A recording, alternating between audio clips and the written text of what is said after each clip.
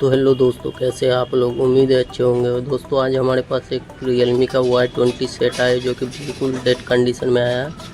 लेकिन दोस्तों इसमें जब भी हम डीसी पावर सप्लाई कनेक्ट करते हैं तो इसमें क्या होता है कि रीडिंग 100 से ऊपर जाती है और ये कभी कभी फ्लैक्चुएट करती है। और बात करें USB टेस्टर की तो दोस्तों अभी लगा करके चेक कर लेते हैं। उसमें भी क्या है कि एम्पियर जो है फ्लैक्चुएशन में कभी कभी 1.7 तक जाती है। उसके बाद क्या है कि ये स्टक हो जाता है।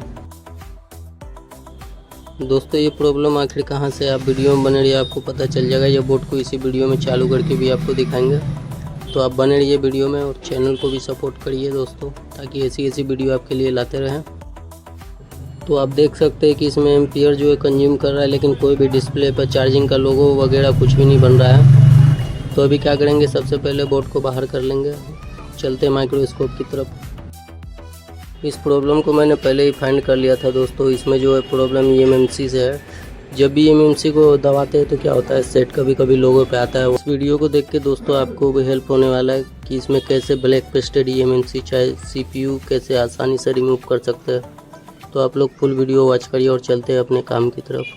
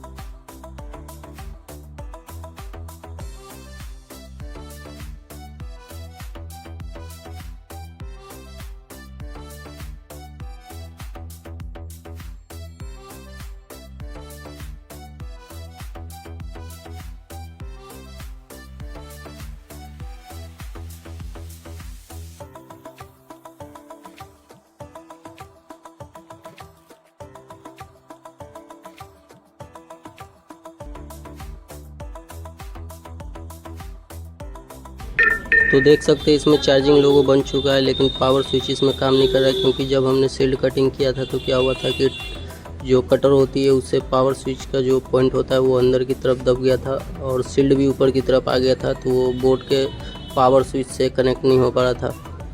तो उसको सही कर लेते हैं, उसके बाद हम सेट आपको फुल चालू करके दिखाते हैं।